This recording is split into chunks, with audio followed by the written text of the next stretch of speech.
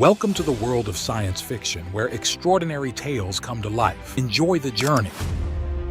The wooden sword cracked against Rafe's ribs, driving air from his lungs. Red dust billowed around his boots as he stumbled backward, barely managing to parry Kaler's next strike. The training dome's artificial sun beat down mercilessly, turning the practice yard into a furnace. "Getting tired, Earth Boy?" Kalar's blue-gold skin barely showed sweat despite the heat. The bastard wasn't even breathing hard. Rafe spat blood-tinged saliva into the dust. "Just getting started, pretty boy." From the shade of the observation platform came a laugh, bright, musical, utterly dismissive. Valeera sat with her legs crossed, silver hair catching the filtered light like spun moonlight.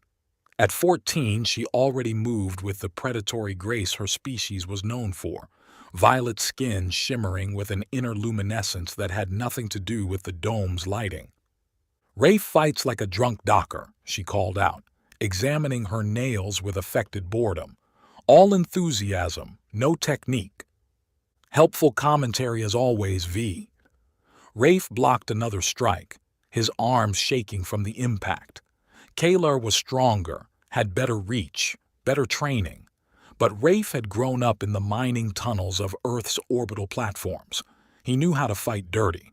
When Kalar committed to an overhead strike, Rafe dropped his sword and rolled forward, sweeping the alien's legs. Kalar went down hard and Rafe scrambled for his weapon. Too slow. Kalar's practice blade touched his chest, right over his heart. "Yield!" Shit. Rafe flopped onto his back in the dust, chest heaving. Above him, the dome's hexagonal panels filtered the colony's harsh binary suns into something almost Earth-like. Almost. Kalar extended a hand, hauling him upright. They pressed foreheads together, both grinning despite the bruises. "Brothers until the stars burn cold," they said in unison. An oath from some old Thasixian warrior epic Kalar had made them memorize. Boys and their ridiculous promises. Valeera descended from the platform, each step deliberate, calculated. She moved like gravity was optional, like the universe arranged itself for her convenience. She tossed Rafe a water canteen. "Here, before you expire from your enthusiastic incompetence." Their fingers brushed as he caught it. The change was instant. Bioluminescent patterns erupted across her skin like lightning beneath water, racing from her hand up her arm. Her pupils dilated, the silver of her irises flaring bright. She jerked back as if burned. "V?" Kalar frowned. "You all right?" "Fine." Her voice came out sharp, higher than usual. The patterns faded but didn't disappear entirely, pulsing faintly along her collarbone. "The heat. I have studies." She fled with as much dignity as a 14-year-old girl could manage, which wasn't much. Rafe watched her go, the canteen forgotten in his hands. "What was that about?" Kalar's expression turned unreadable. "Thasixian biology, don't take it personally."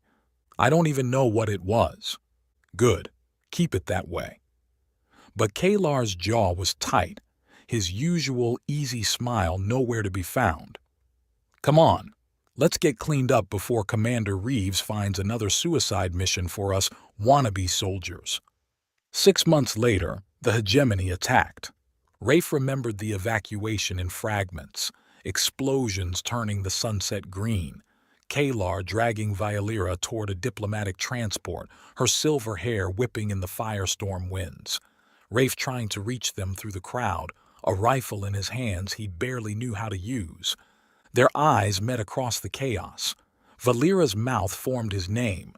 He couldn't hear it over the screaming engines and plasma fire. Then Kalar shoved her into the transport. Security forces grabbed Rafe, hauling him toward the military evac shuttles. The last thing he saw was her pressed against the transport's window, those luminescent patterns spiraling across her skin like a storm. 15 years. He'd been 17 when the war ended, already too deep in the smuggling trade to surface. Kaler had tried to find him twice. Both times Rafe had run. Some promises were too heavy to carry. Now Kaler was dead, and all those old debts had come due. Nowadays, the whiskey tasted like industrial solvent, which meant it was the good stuff by smugglers' moon standards. Rafe knocked back his third shot and tried to ignore the news feeds blazing across every screen in the bar. Kaler Soren dead at 32. Industrial empire in chaos. Markets crash as Soren Industries stock frozen. Who inherits the trillion-credit throne? You knew him. Not a question. Hex, his sometimes partner, sometimes pain in the ass, slid onto the adjacent stool. Green skin, 4 arms, and the worst poker face in 3 systems. The Soren guy. You went rigid when his face came on screen. Ancient history. Rafe signaled for another shot. The kind of history that makes a man drink Corvin whiskey at 10 in the morning. The kind that's none of your business. On screen, they were showing footage from Kaler's wedding 5 years back. Rafe had watched it live from a cargo hold near Sirius Prime, drunk enough that the details blurred. But he remembered the bride. Impossible to forget Valera, even through a hollow feed. She'd grown into her beauty like a weapon grows sharp, dangerous, purposeful, impossible to look away from. The news feed switched to the will reading, standard corporate theater until, "To my brother in all but blood," Rafe called her, "I leave a message. Authentication required for private access." Every head in the bar turned toward him. Rafe was already moving, throwing credits on the bar, hand drifting to the pistol under his jacket. "Hex, we're leaving." "But I just ordered."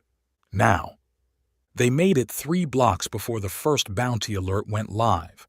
By the time they reached Rafe's ship, half the moon knew exactly where to find him. The vagrant queen had seen better decades. She was held together by prayer, stolen parts, and bloody-minded stubbornness, much like her captain. Rafe sealed the hatch and headed straight for his cabin. "You planning to tell me what's happening?" Hex called after him. "Nope." The message required biometric authentication, DNA confirmation, and a retinal scan that made his eyes water, paranoid even in death. Classic Kalar. The hollow shimmered to life. Kaler looked older, tired. The blue-gold skin had lost some of its luster, and there were lines around his eyes that spoke of pressures Rafe couldn't imagine. Brother. Even as a recording, that word hit like a punch. If you're watching this, then I'm dead and you're probably running. Stop running, Rafe. I need you to do something for me. One last favor. Rafe barked a bitter laugh. Sure, ask the dropout smuggler for favors. Valera and I, our marriage was political, a merger of powers, nothing more. It was never consummated. Her choice. She was waiting for someone else. Kalar's image leaned forward as if proximity could add emphasis. You stubborn bastard. It was always you. The cabin suddenly felt too small. The marriage clause in my will is from Thesixian law, ancient stuff, barely legal but technically binding. If she doesn't remarry within 30 cycles, the board can liquidate everything. She'll be left with nothing. Worse, my enemies will kill her to make sure she can't claim anything. The hollow flickered, stabilized. Marry her, Rafe. Save her. Take my empire. God knows you'd run it better than those bored vultures. Consider it my final order to my stubborn little brother.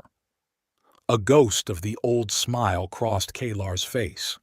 Brothers until the stars burn cold, remember? The message ended. Rafe sat in the dark for a long moment.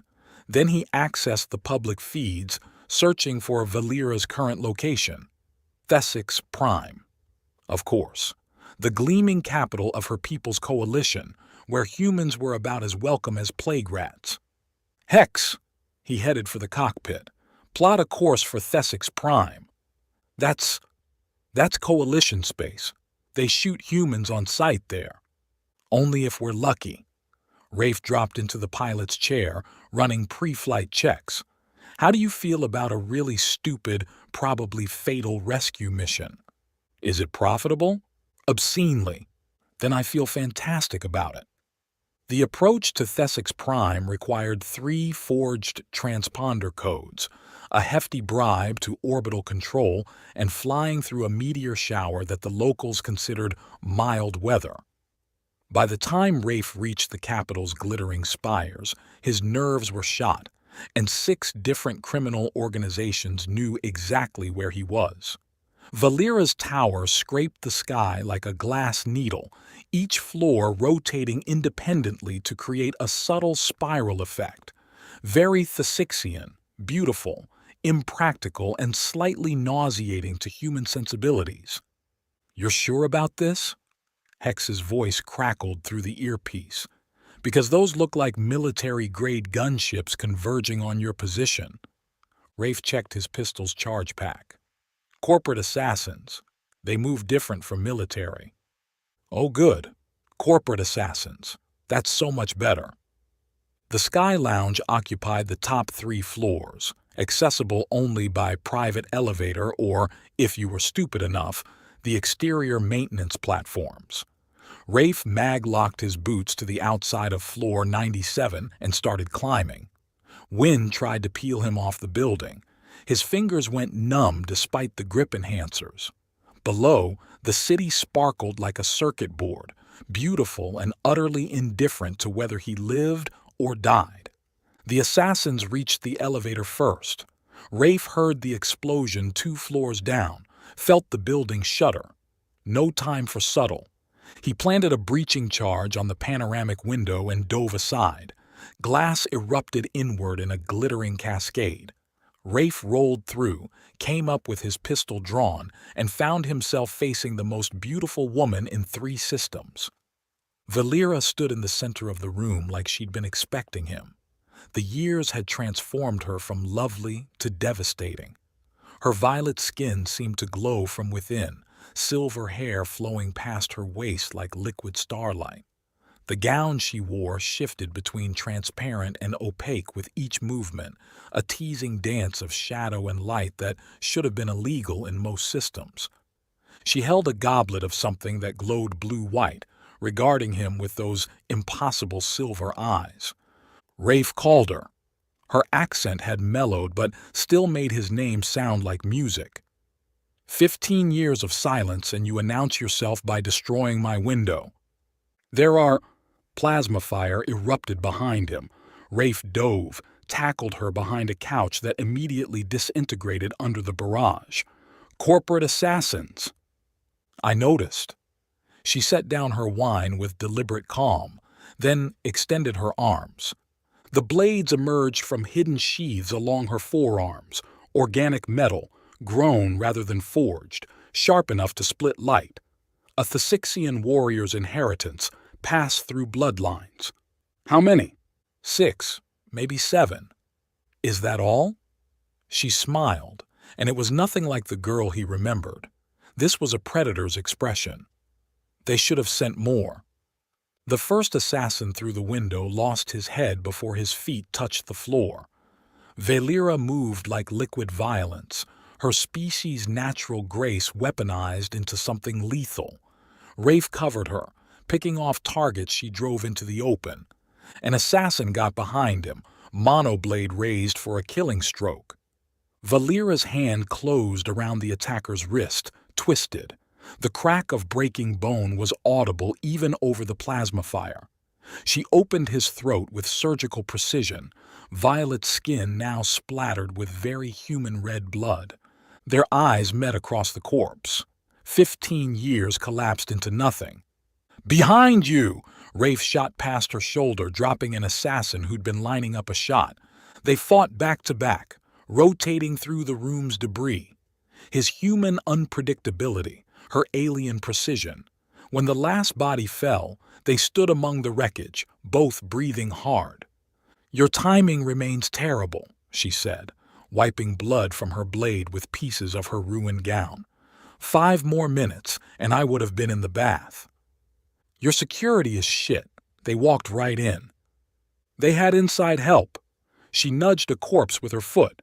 "This one was my head of security until quite recently." More explosions echoed from below. The building's lights flickered. "We need to move. There'll be more coming." "We?" She arched one perfect eyebrow. "Presumptuous, even for you." "Kalar sent me." Everything about her went still. The bioluminescent patterns under her skin dimmed to almost nothing. "Kalar is dead." His message wasn't. Rafe ejected his pistol's spent power pack, slapped in a fresh one. 30 cycles, V. Then you lose everything and probably die. He asked me to.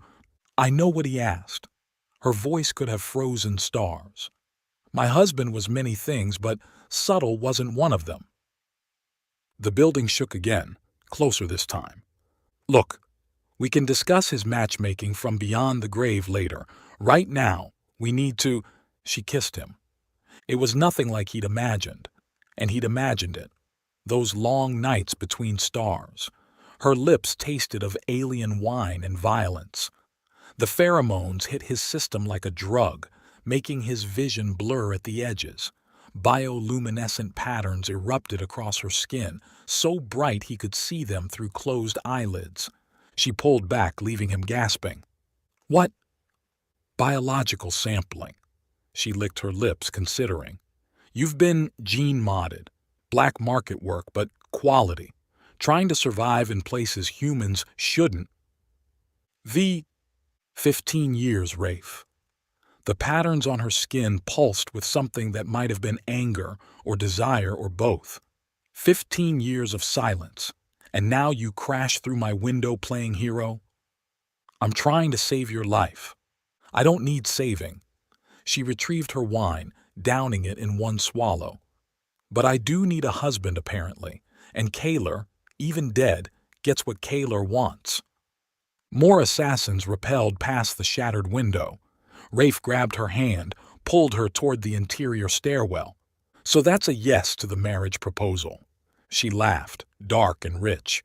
"That's a yes to not dying today. We'll negotiate the rest later." They ran through her private chambers, Valera pausing only to grab a weapons case and what looked like a data core. "Your ship?" "Landing pad 7. If Hex hasn't stolen it and run." "Hex?"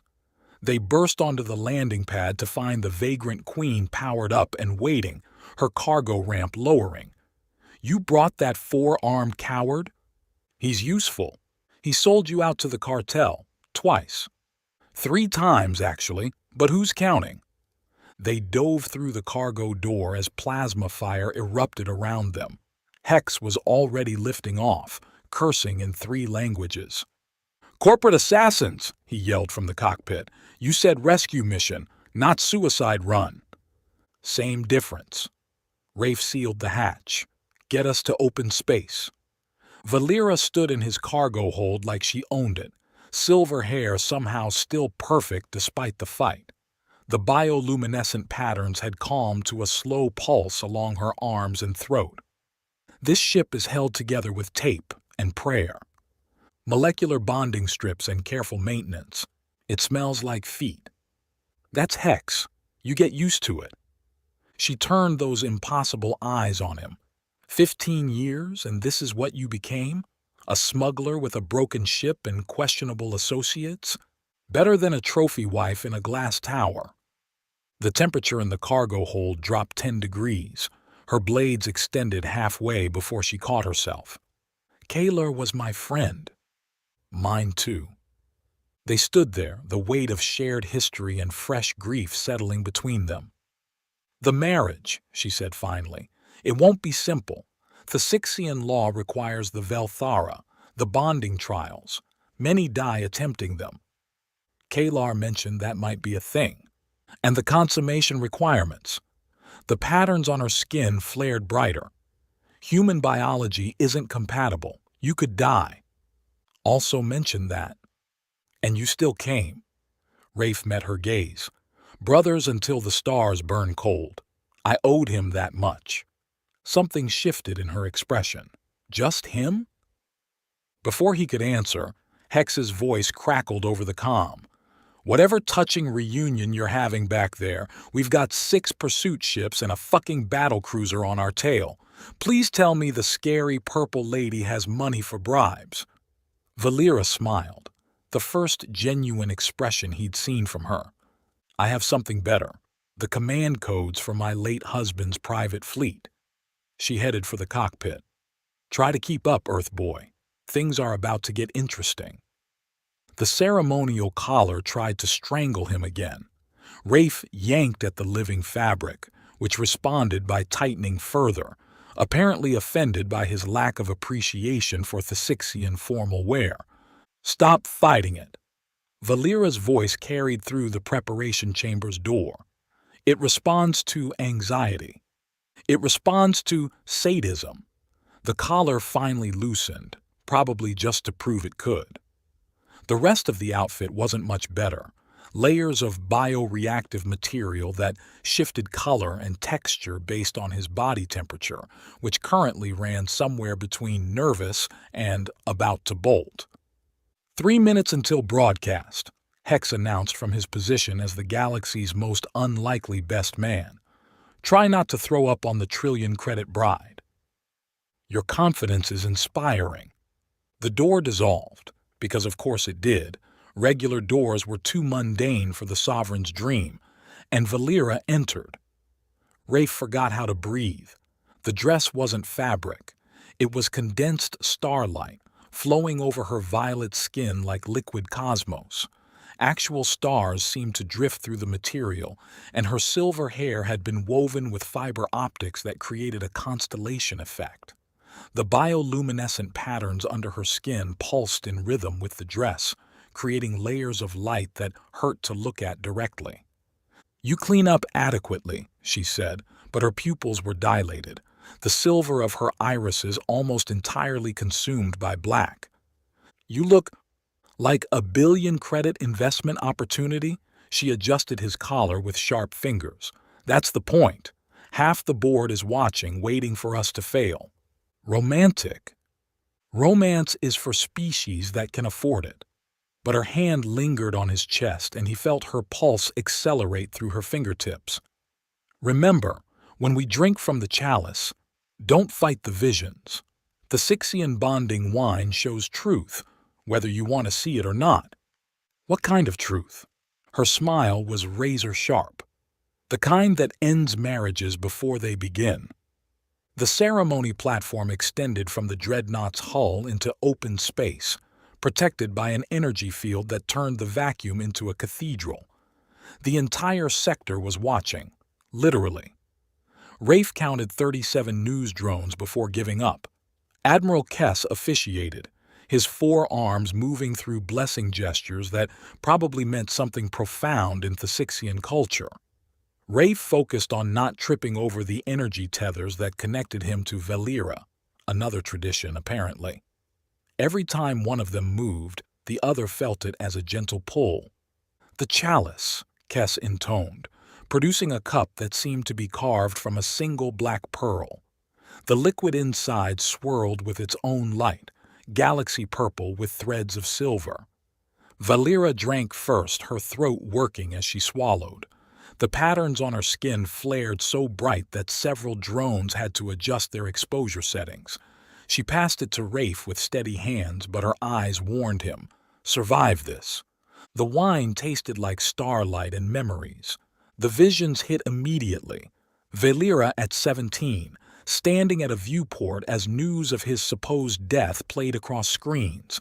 Her claws extending involuntarily, carving grooves in the metal railing. "He's not dead," she whispered to Kalar. "I would know. I would feel it." Another flash. Her watching his smuggling exploits from afar, hacking security feeds just to see his face. The fury when he took other lovers. The relief when those relationships inevitably failed.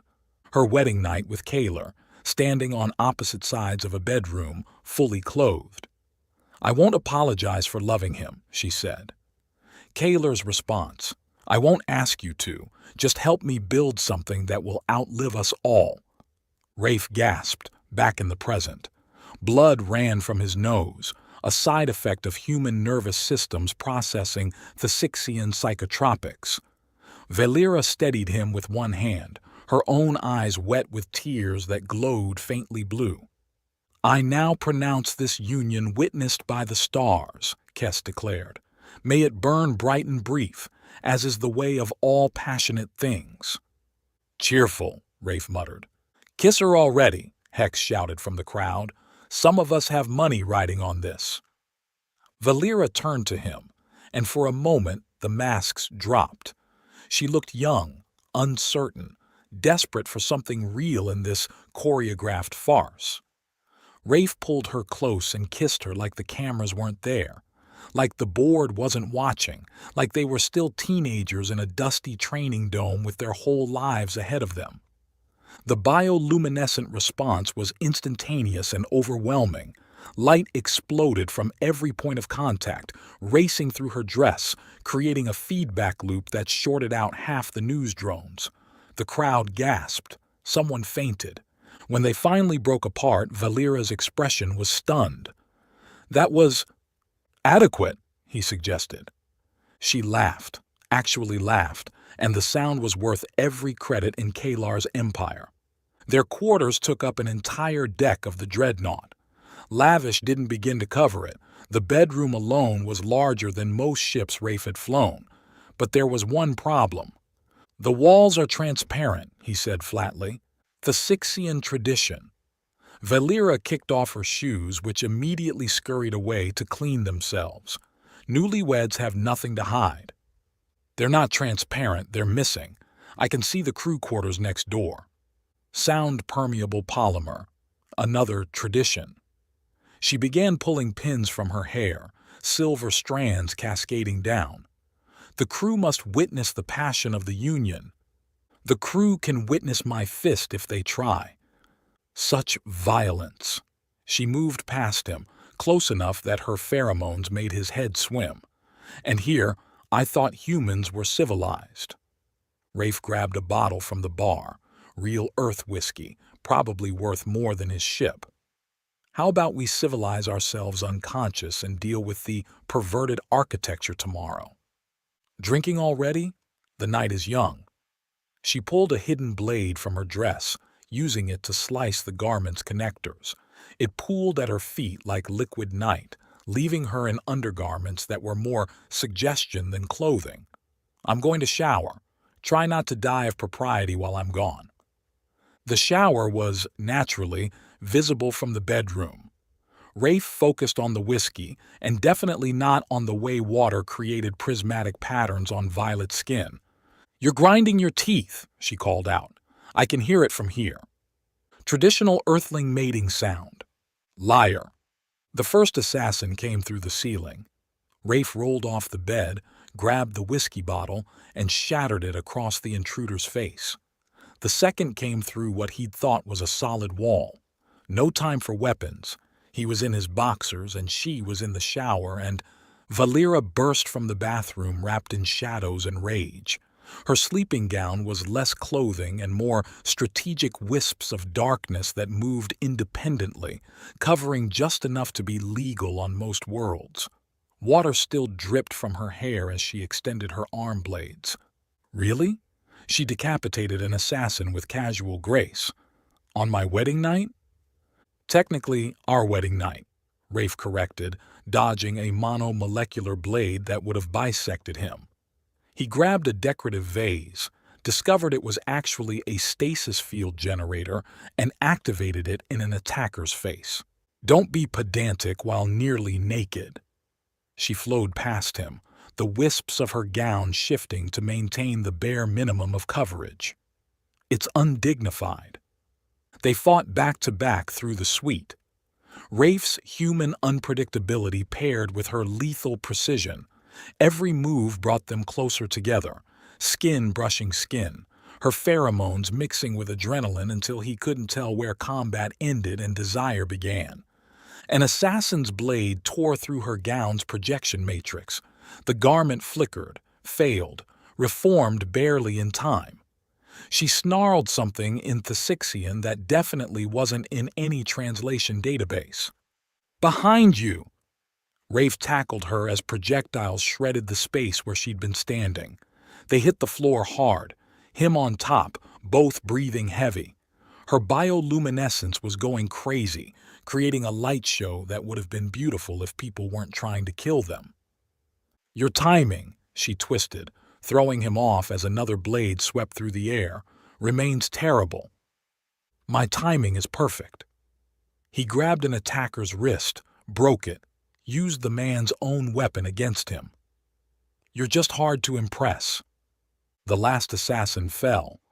They stood among the bodies, both bloodied, barely dressed, absolutely wired on combat chemistry. "The walls," Valera said suddenly. "The crew saw everything." "Good. Let them report back that we're too stubborn to die." She looked at him, really looked at him, blood on his chest from protecting her, bruises already forming, still standing, still defiant. "You're going to be a terrible husband." "Probably." "Good." She stepped over a corpse, heading for the bathroom. "I hate predictability. Now call security before I have to kill someone else in this excuse for a nightgown." The orbital palace above Nexus Station was neutral territory, which meant everyone brought weapons and nobody admitted it. Rafe adjusted his formal jacket, feeling the comfortable weight of the pistol Valera had hidden in the lining. "Stop fidgeting," she murmured. Her arm linked through his as they entered the gala. "You look like you're about to rob the place." "Old habits." "Your old habits are why half this room wants you dead." "Only half?" "I'm slipping." She wore midnight blue tonight, the dress designed to complement her violet skin while dampening her natural bioluminescence, a political choice, showing restraint. But Rafe could still see the patterns pulsing faintly beneath the surface, responding to the crowd's proximity. "Widow Soren." Duke Zoran materialized from the crowd like an expensive bad dream, 7 feet of genetically perfected masculinity, with the kind of jaw that could cut glass and probably had. Radiant as always. "Duke." Valera's smile could have frozen mercury. "How generous of you to attend, considering your recent financial difficulties." Zoran's perfect face twitched. "Temporary setbacks, unlike your current situation." His eyes flicked to Rafe. "This is the human?" "This is my husband." "Of course. How quaint." Zoran took Valera's hand, kissing it longer than protocol demanded. "When you tire of slumming with Earthstock, do remember my offer stands." Rafe smiled pleasantly. "Which offer? The one where you tried to buy her vote on the mining rights, or the one where you offered to comfort her after Kaler's death?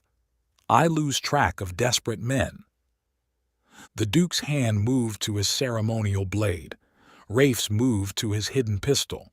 The crowd formed a subtle circle, sensing blood in the water. "Gentlemen," a new voice, feminine and commanding. "Surely we can behave like civilized beings."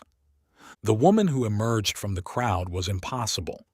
She had Valera's height and grace, a human's facial structure, but skin that shifted between violet and gold like oil on water. Her dress was Thasixian in design but cut for a human frame. "Allow me to introduce myself," she said, producing documents that materialized as holograms above her palm. "Lysandra Soren, Kalar's first wife." The room exploded in whispers. Valera's arm tightened on Rafe's, her claws extending slightly. "Impossible," Valera said. "Kalar never—" "A private ceremony 3 years before your arrangement." Lysandra's smile was perfectly calculated. "All very legal, all very binding, which makes your marriage to Mr. Calder somewhat complicated."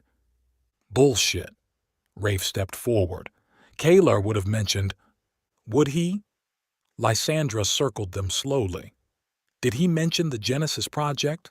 The board's attempts to create human Thasixian hybrids? I'm their masterpiece. Grown in a lab, aged in time dilation, programmed with memories of a romance that never existed. But legally," she spread her hands, "legal is all that matters." The board members present suddenly found other places to look. Rafe felt the setup closing like a trap. "You want the inheritance," Valera said. "I want what's mine by right." Lysandra's skin shifted more toward gold, apparently an aggression display. "But I'm willing to be reasonable. Divorce this human, marry someone appropriate, and I'll settle for 40%. "Counteroffer," Rafe said. "You take your lab-grown ass back to whatever corporate tank they pulled you from, and we pretend this conversation never happened." Lysandra laughed. "Oh, he's delightful. I see why you kept him as a pet." She produced another document. "The display of passion, the Sixian law. If your marriage is genuine, prove it. Here. Now. In front of witnesses." "That's archaic," Valera started. "That's legal." Duke Zoran stepped forward, suddenly very interested. "I second the challenge. Prove your marriage is more than convenience or step aside for better matches." The crowd pressed closer. Rafe could feel Valera's tension through their linked arms. "What's the display of passion?" he asked quietly. "Public demonstration of intimate connection," she replied through gritted teeth. "Usually involves—" "If you can't even explain it to him," Lysandra interrupted, "how can you perform it?" That's when Rafe noticed Zoran's hand on Valera's waist, noticed the way she stiffened but couldn't pull away without causing a scene, noticed the Duke's smirk. "Sure," Rafe said. "Let's display some passion." He spun Valera toward him, one hand tangling in her silver hair, the other pulling her flush against him. For a heartbeat she resisted, eyes wide with surprise. "Trust me," he breathed against her lips. Then he kissed her like the world was ending, like they were alone in the universe, like every moment of the last 15 years had been leading to this. Her response was instant and overwhelming. The bioluminescence erupted through her dress, through her skin, racing down her arms and up her throat like lightning. The patterns were more complex than ever before. Not just attraction, but possession, claim, mine written in living light. Rafe felt his hidden gun's power cell overload from the energy discharge. Overhead, the palace's lights flickered and died. Someone screamed. Emergency lighting kicked in just as Valera moaned into his mouth, a sound that definitely violated several public decency laws. When they finally broke apart, half the room's electronics were fried, and Lysandra's perfect hair was standing on end from the static discharge. "I believe," Valera said, voice rough, "that constitutes a display." Duke Zoran stepped forward, face twisted with rage. "That proves nothing except that human hormones override common sense. I challenge him to a proper duel." "Zoran," Valera warned. "Energy whips. First blood, unless the human is too cowardly." Rafe straightened his jacket, noting the burn marks from where Valera's hands had gripped. When and where? The training room's walls were lined with mirrors, because apparently Thesixians believed in watching yourself get your ass kicked from multiple angles. Rafe stood in the center, energy whip coiled at his side, trying to figure out how he'd gone from smuggler to gladiator in less than a week. "You're thinking too much." Valera circled him, her own practice whip leaving trails of light in the air. "The whip responds to emotion. Think less, feel more." "Easy for you to say. Your species evolved for this." "My species evolved to be perfect." She struck without warning, the whip cracking inches from his face. "Yours evolved to be stubborn. Use it." He lashed out, clumsy but forceful. She flowed around the strike, her return catching him across the ribs. The energy field was set to training intensity. It stung rather than sliced, but it still hurt like hell. "Zoran will kill you at this rate," she said. "Thanks for the pep talk." "You want encouragement? Fine." She moved closer, close enough that her scent filled his senses. "Zoran has been trying to bed me for 3 years. He sends gifts. He writes poetry. He once fought 7 men to defend my honor at a diplomatic function." The whip in Rafe's hand crackled, energy spiking. "Better," she approved. "But not enough. You know what he said after you left the gala? that humans are inadequate lovers, that you could never satisfy a Thasixian woman's needs. The whip flared brighter. Rafe's strike actually made her dodge this time. Improving, but Zoran is genetically enhanced, perfect reflexes, perfect control. She stepped into his guard, her body pressed against his. He says when he wins, he'll comfort me properly. Show me what I've been missing with my human pet. The whip in Rafe's hand went supernova. His strike was pure instinct and rage, the energy weapon moving like an extension of his fury. Valera barely deflected it, and his follow-up caught her whip, tangling both weapons. They stood frozen, breathing hard, weapons locked between them. That, she said, might actually keep you alive. He pulled her closer using the entangled whips. Zoran's never going to touch you. No? Her free hand traced down his chest. You seem very certain for someone who can barely handle a practice weapon. I'm very certain about a lot of things. Such as... The training room door chimed. Hex's voice crackled through the comm. Hey, lovebirds, stop whatever weird foreplay you're doing. We've got company. They separated reluctantly. Valera's patterns were pulsing in a rhythm that matched Rafe's heartbeat, something he was trying not to think about too hard. Commander Thrace stood in the doorway, Kalar's former security chief looking exactly as competent and trustworthy as his resume suggested. Gray at the temples, built like someone who'd seen real combat, carries himself like he had nothing to prove. Mrs. Soren, he said, nodding respectfully. Mr. Calder, I apologize for the interruption. Commander. Valera's voice was neutral, but Rafe caught the slight extension of her claws. What brings you here? Concern. The duel tomorrow, Duke Zoran has been practicing. His whip technique is formidable. Rafe will manage. Of course. Thrace's eyes flicked between them. I've taken the liberty of increasing security for the event. We can't be too careful, given recent attempts on your lives. How thoughtful, Rafe said. Something about Thrace made his instincts itch. I serve the Soren Empire, regardless of who sits on the throne. He paused at the door. A word of advice, Mr. Calder? Zoran fights differently when he's winning versus when he's desperate. Don't let him get desperate. After he left, Valera reset the training whips. Again. You don't trust him. I don't trust anyone. She took her position. Kalar did, and look where it got him. They sparred for another hour, the whips creating a light show that would have been beautiful if it wasn't so violent. By the end, Rafe could consistently counter her attacks, even if he couldn't quite land his own. Enough. She powered down her weapon. You need rest. I need a drink. That too. She moved toward the shower alcove, pulling off her training top without ceremony. The bioluminescent patterns continued down her spine, creating constellations he wanted to map with his fingertips. You're staring, she said without turning around. You're showing.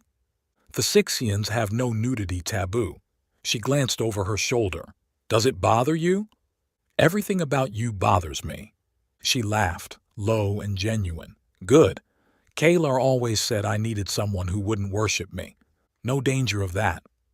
But when she emerged from the shower, wrapped in nothing but droplets of water and refracted light, his mouth went dry. She noticed, because of course she did. Your pupils are dilated, she observed, pulling on a robe that barely qualified as clothing. Elevated heart rate, pheromone production increasing. It's the training, adrenaline. Liar. She stalked toward him, predatory and graceful. You want me? Kalar was my brother. Kalar is dead. She stopped just out of reach. And he practically gift-wrapped me for you. His last message said I burned for you. Do you want to know how much? Every night for 15 years. Do you know what the Sixian desire feels like when it goes unfulfilled? It's physical pain, literal, measurable pain. Her patterns were pulsing frantically now. And you just... disappeared. I couldn't what? Couldn't send a message. Couldn't let me know you were alive. She pressed closer, her robe falling open. Or couldn't stand the thought of your friend's wife. Before he could answer, alarms shrieked through the ship. Hull breach, Deck 7, the computer announced. Armed intruders detected. Valera snarled something vicious in Thasixian. Can we not have one conversation without someone trying to kill us? The intruders were professionals, full combat armor, military-grade weapons, moving in perfect formation. They'd breached through the cargo bay and were working their way up systematically. 40 hostiles, Hex reported from the bridge. Maybe 50. They're jamming internal sensors. Who the hell brings 50 soldiers to an assassination? Rafe checked his pistol, wishing he'd had time to grab armor. Someone who wants to make sure we're dead.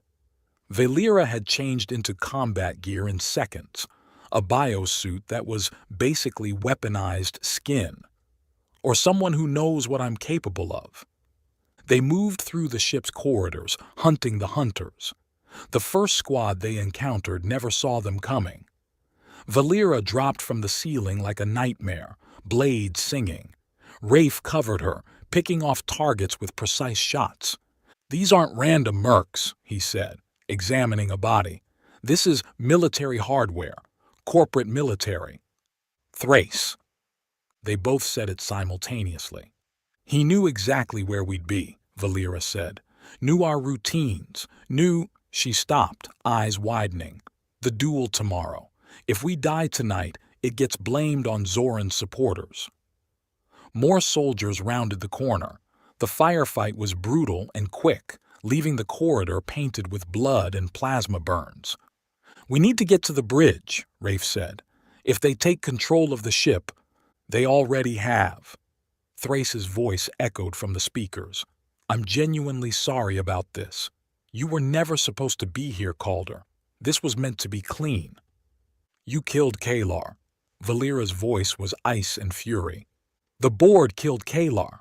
I just facilitated. He was going to expose the Genesis project, the hybrid programs, all of it.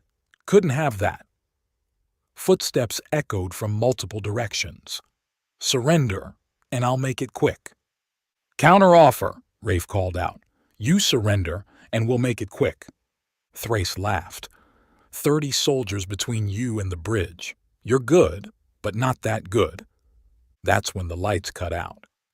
Actually, Hex's voice crackled through Rafe's earpiece. They're down to 25 now.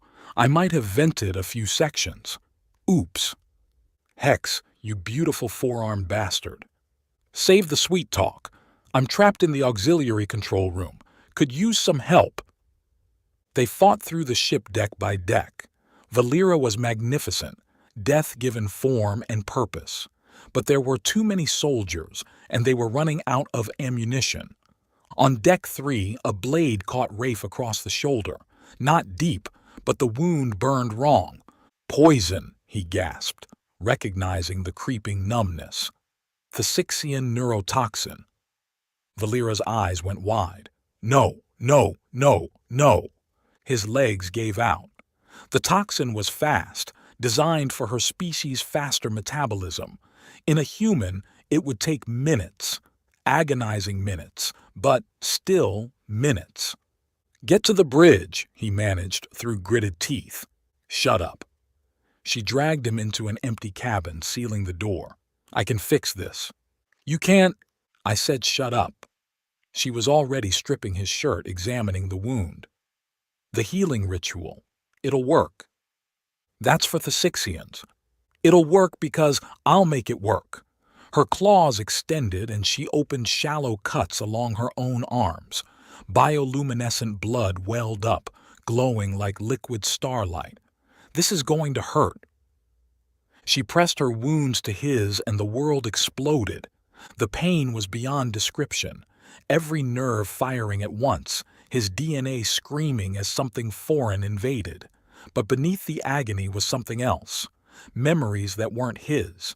Emotions too complex for human understanding.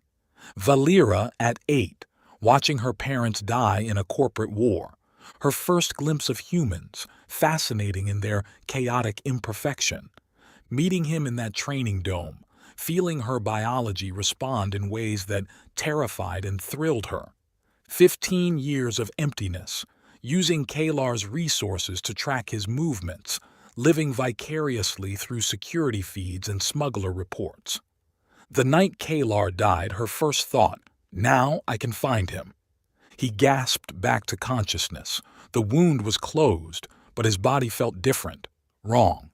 Right. Both. What did you do? Saved your life. She helped him sit up. Also maybe permanently altered your genetic structure. We'll deal with that later. He looked at his hands. Faint patterns pulsed beneath the skin, barely visible, but there. V. I know. She pulled him to his feet. We're linked now. I can feel your heartbeat, your anger, your... She stopped, eyes widening. Your desire. The connection went both ways. He could feel her fear, her fury, and beneath it all, a need that burned like stellar fire. Later, they said in unison, then laughed at the synchronicity. They reached the bridge to find Thrace waiting, surrounded by his remaining soldiers. Hex was unconscious in the corner, green blood pooling beneath him. Impressive, Thrace said, but ultimately pointless. The board has already seized control of Soren Industries. Your marriage is being annulled as we speak. On what grounds? Valera demanded. Genetic tampering. He gestured at Rafe. Whatever you did to save him, it's clearly visible. A human showing Thasixian characteristics? The marriage is invalid by definition. That's not how the law works. The law is what the board says it is. Thrace raised his weapon. Goodbye, Mrs. Soren. Rafe felt Valera's intention through their new connection. They moved as one. She went low, he went high. Her blade sang through the air as his pistol fired. The soldiers, trained for normal combat, couldn't adapt to their synchronized assault. Thrace himself lasted longer, his experience showing. But when Valera's blade finally found his throat, his last words were, "The board will never let you win," Valera finished. "Watch us." As Thrace's body hit the floor, Rafe felt something shift in the connection between them. The patterns under his skin flared brighter, and for a moment he saw through her eyes, saw himself glowing with borrowed light, changed and changing still. "The bonding trials," she said quietly. "We don't have to fake anything anymore. We're already bonded." "Is that good or bad?" She kissed him, fierce and possessive, and through their connection he felt the answer. Both. Definitely both. "Ow," Hex groaned from the corner. "Could you two stop glowing? Some of us are trying to die in peace over here." They pulled apart, but the connection hummed between them, permanent and undeniable. Tomorrow they'd face the Duke, the board, the genetic purists who'd call their bond abomination. Tonight, they were alive, together, and burning with shared fire. The galaxy wasn't ready for what they were becoming. The boardroom's holographic displays showed red across every sector, Soren Industries bleeding out in real time. Rafe stood at the center of the executive spire, 30 floors of pure corporate power humming around him, watching the board members argue through their emergency session. "The marriage is invalid." Board Director Armstrong slammed his fist on the table. "A human exhibiting Thasixian characteristics? It's an abomination." "The law says nothing about genetic purity," Valera countered from her position by the windows, her reflection multiplied in the glass. The morning light made her violet skin glow like polished amethyst. "Only legal unions. Laws can be changed." Director Jin, a spindly creature from the outer reaches, clicked his mandibles dismissively. "The hegemony has already begun the process." Rafe pulled out a battered datapad, the kind smugglers used for untraceable transactions. "Funny thing about the hegemony, They leave digital fingerprints everywhere, like these transfers. He flicked the data to the main screen. Payments to Commander Thrace, bribes to half the board, murder contracts with Kaler's name on them. The room erupted. Armstrong stood, hand moving to his concealed weapon. "You can't prove—" "Already did." Rafe tapped his earpiece. "Hex, you ready?" "Born ready, boss." "Well, hatched ready. My species doesn't technically do live birth." "Hex." "Right. Broadcasting now." Every screen in the building, hell, every screen in the sector, lit up with the evidence. Financial records, encrypted communications, video of Thrace admitting to Kaler's murder. The corporate empire's dirty laundry aired for trillions to see. "You little bastard," Armstrong snarled, drawing his weapon. Valera moved faster than thought. Her blade separated Armstrong's hand from his wrist before he could fire. He screamed, clutching the stump. "Anyone else?" She cleaned her blade on Armstrong's expensive suit. "Or shall we discuss the vote?" "What vote?" Jin demanded. Rafe grinned.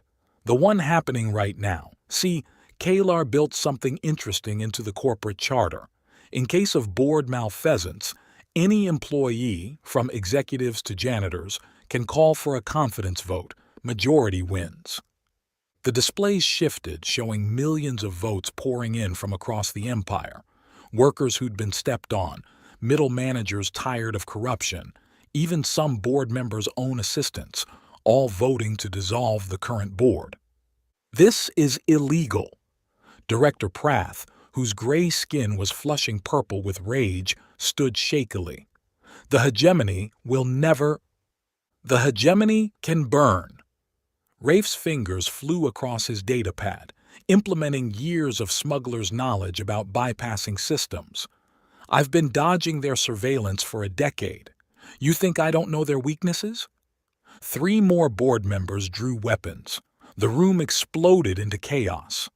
Valera danced through the violence, her bioluminescence creating a light show that disoriented their attackers. Every move was lethal grace, her blade singing through the air. Rafe covered her, using furniture and corporate sculptures as shields, his shots precise and economical. Through their bond, he felt her exhaustion. They'd been fighting for hours, moving through the building floor by floor, but also her exhilaration. She was enjoying this. "Stop having fun," he thought at her. Her mental response was wordless amusement and an image that definitely wasn't appropriate for combat. A security team burst through the doors, but instead of attacking, they trained their weapons on the board. "The vote's at 60%, the team leader announced. "Building security stands with the new administration." 70%, Hex updated through the comm. 75. "Boss, you did it." "We did it," Rafe corrected, pulling Valera against him. She was splattered with blood, not hers, and breathing hard. Through their bond, he felt her pride and something else, something she'd been hiding. "Later," she murmured against his ear. 80%, 85. "The Empire is yours," Jin said, his mandibles drooping in defeat.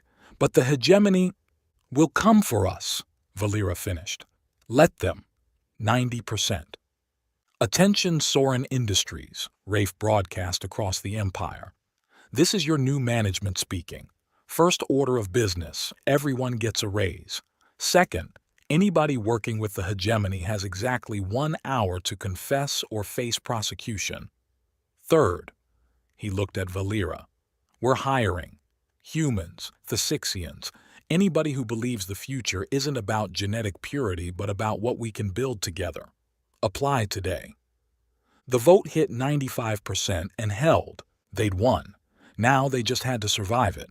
The hegemony's response came 12 hours later. A fleet of AI-controlled warships dropping out of hyperspace above 3 industrial worlds simultaneously. "Evacuation protocols are active," Hex reported from the Sovereign's Dreams Bridge. "But we've got maybe 20 minutes before they start glassing cities."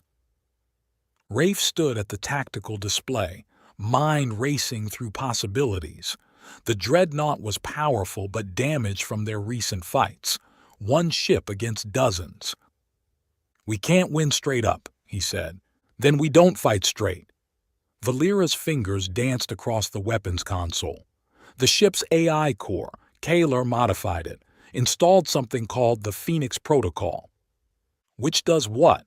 No idea, but the activation requires biometric confirmation from both of us. They placed their hands on the scanner simultaneously. The ship's lights dimmed, then flared. Every screen went dark before displaying a single message. "Hello, brother." Kalar's voice echoed through the bridge, not a recording but an AI construct built from thousands of hours of conversation. "If you're hearing this, the hegemony has shown their hand. Good. The Phoenix Protocol turns the dream into a virus delivery system. Every shot we fire carries code that will cascade through their network. But, and this is important, the ship has to survive long enough to tag at least half their fleet." "Define long enough," Rafe muttered. "Approximately 18 minutes of sustained combat," the AI Kalar responded. "I programmed contextual responses. Clever, yes?" "Disturbing is more like it," Valera said, but her patterns pulsed with sad affection. The first hegemony ships opened fire. The dream shuddered under the barrage, shields flaring. "Return fire," Rafe ordered. "Everything we've got." The battle was brutal. The dream was outnumbered 30-1, taking hits that carved through armor like paper. But every shot they landed delivered the virus, and Rafe could see it spreading on the tactical display, ships beginning to turn on each other as their AIs corrupted. "Hull breach, Deck 4. Shields at 15%. Through their bond, Rafe felt Valera's determination. She was pushing the weapons past their limits. Her Thasixian intuition merged with his human instincts to create firing solutions that should have been impossible. 10 minutes. Half the enemy fleet was infected. Primary generators failing. 15 minutes. The dream was held together by determination and emergency force fields. "Warning!" the hegemony's collective voice boomed through the comm. "Unions like yours will end all order. Chaos will consume the galaxy." Rafe grabbed the comm. "Good. Order is overrated." 17 minutes. Only 3 enemy ships remained uninfected. "Do it," Valera said. They fired everything, every torpedo, every last energy cell, even ejecting the reactor core as an improvised bomb. The final 3 ships tried to flee, but the virus was already in their systems, transmitted by the explosion itself. The hegemony fleet turned on itself, AI fighting AI in a digital civil war that lit up space like a new constellation. Within minutes, only debris remained. "We did it," Hex breathed. "Holy shit, We're falling," Valera interrupted. "The planet's gravity well. We've lost propulsion." The dream began its death spiral toward the industrial world below. Rafe did the calculations. They had maybe 3 minutes before atmospheric entry. Escape pods? Destroyed in the battle. Through their bond, he felt her acceptance. They'd won, but the victory would cost them everything. Then the tractor beam caught them. A new ship emerged from hyperspace. Sleek, obviously expensive, flying colors Rafe didn't recognize. It pulled the dream into its docking bay just as the dreadnought's last systems failed. "Who the hell?" Rafe started. The rescue ship's captain appeared on screen, a woman with green-gold skin and a familiar smirk. "Miss me?" she asked. "Zara?" Valera's voice mixed surprise with suspicion. "Kalar's secretary?" "Among other things. He asked me to keep an eye on you two. Make sure you didn't do anything too stupid." She looked at the ruined dreadnought. "I'd say I failed, but you're alive. So, partial credit?" 3 weeks later, they stood on the private island's beach, watching New Thessix's 3 moons rise over the ocean. The Empire was stabilizing, barely, but holding. The hegemony's destruction had created a power vacuum, but also opportunity. "You're quiet," Rafe said, arms wrapped around Vylera from behind, thinking, dangerous. She turned in his arms and he saw tears in her eyes, actual tears glowing faintly blue. "V? I'm pregnant." The world stopped. Through their bond, he felt the truth of it. New life growing, cells dividing, impossible genetics combining. But how? The species barrier? Apparently, your new biology doesn't care about barriers. She pressed his hand to her still flat stomach. "Can you feel it?" He couldn't, not yet. But through their connection, he sensed something, a spark, a possibility. "We're having a baby. We're having something. Human Thasixian hybrid, first of its kind. It might not even—" He kissed her, cutting off the doubts. "It'll be perfect. Stubborn as hell, probably glow in the dark, but perfect." She laughed against his lips. "Romantic. I have my moments." So touching. The new voice made them both spin, weapons appearing in their hands. "Seriously? I come bearing gifts and you greet me with violence." Kalar stood at the tree line, very much alive, very much amused.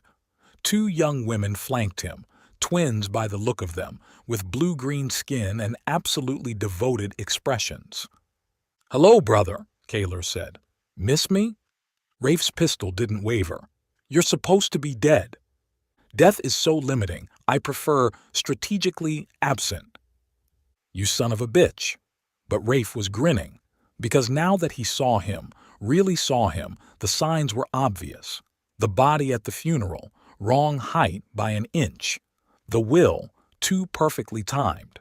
The Phoenix Protocol, who programs their own AI ghost unless they plan to be around to see it used? "You knew," Vylera breathed. "Rafe, you knew he was alive." "Suspected," the shimmer.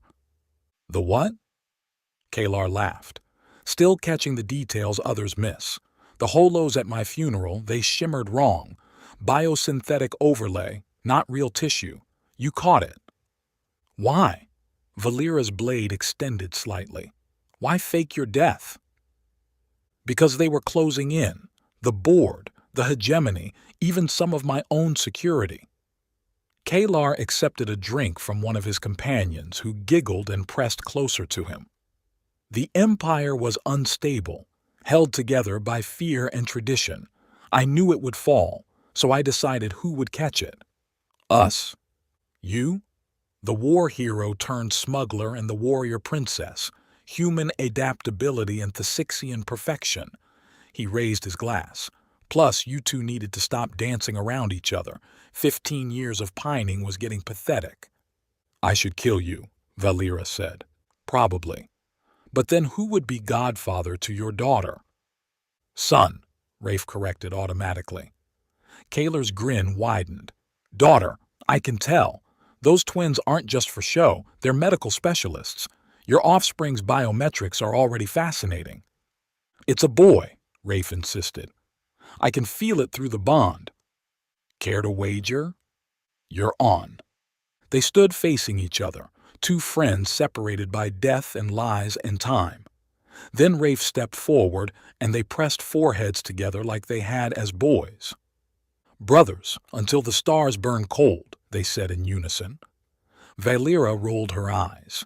Men and their ridiculous oaths. "You love it," both men said simultaneously, then laughed. "So what now?" Rafe asked. "You coming back? The Empire could use—" "Absolutely not." Kalar gestured to his companions, the beach, the setting suns. "I'm retired. 28 years old and living my best death. You two have the Empire. I have the island and these lovely ladies who think I'm fascinating." "He is fascinating," one of the twins agreed, her accent suggesting off-world origins. "Very fascinating," the other added, hands tracing patterns on Kalar's chest. "See? Why would I give this up for board meetings?" Kalar pulled them closer. "Besides, you're doing fine. The Empire's expanding. Human-Thasixian cooperation is at an all-time high, and you're about to produce the galaxy's first hybrid heir. Heiress, he corrected, winking at Rafe. Heir, Rafe shot back. They argued about it for an hour, long into the night. Three friends reunited despite death and distance. Valera eventually gave up and let them debate, sitting in the sand with her hands on her stomach, feeling the future growing inside her. Epilogue. 6 months later, the Royal Medical Suite erupted with newborn cries, two distinct voices harmonizing in impossible ways. The lights flickered, then died completely as a wave of bioluminescent energy pulsed from the birthing room. Twins, the doctor announced, voice shaking slightly. A boy and a girl. Rafe stood frozen, holding both infants. The boy had his eyes, that stubborn human brown, but skin that shifted between pink and pale violet. The girl had Valera's silver eyes but human features, with patterns of light dancing just beneath normal-looking skin. We were both right, he said, stunned. Valera, exhausted but radiant, managed a laugh. Or both wrong. Same difference. The baby's cries intensified, and every electronic device in a 3-block radius shut down. When they calmed, the systems rebooted with new code, something neither human nor Thasixian but altogether different. They're rewriting base code just by existing, the doctor whispered. What have you created? The future, Valera said simply. From the corner came slow applause. Kaler emerged from the shadows, because of course he did. Dramatic entrance, Rafe asked.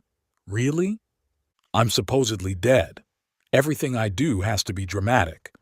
He peered at the twins. They're perfect. Chaotic little gene bombs that'll remake the galaxy. Uncle Kalar, Valera said firmly. Not Godfather, Uncle. I accept. He produced 2 gifts, ancient coins from Earth and Thesix. For luck. They'll need it, growing up as living bridges between worlds. The boy grabbed the Earth coin with surprising strength. The girl took the Thasixian one, and where she touched it, the metal began to glow. Definitely going to be interesting, Kalar mused. Outside, the capital city celebrated. Human and Thasixian voices rose together, fireworks painting the sky in impossible colors. Ships of hybrid design launched from the orbital stations, carrying the news to every corner of the empire. What do we name them? Rafe asked. Kaya, Valera said immediately, looking at their daughter. For the one who brought us together. Reckless, Rafe added, looking at their son. Because that's what he'll be. You can't name a child reckless. Watch me. They argued about it quietly, their children between them, glowing softly in the darkness. Through their bond, Rafe felt Valera's joy, her exhaustion, her fierce love for these impossible children. Hey, he said suddenly, we did it. We actually did it. Did what? Everything, survived, won, made something new. She kissed him, soft and sure. We're not done yet. This is just the beginning. The twins cooed in agreement, their combined luminescence growing brighter. Somewhere in the palace, circuit breakers flipped, security systems recalibrated. The very air seemed to hum with potential. The galaxy will never be the same, Valera murmured. Good, Rafe replied, holding his family close. Same is overrated.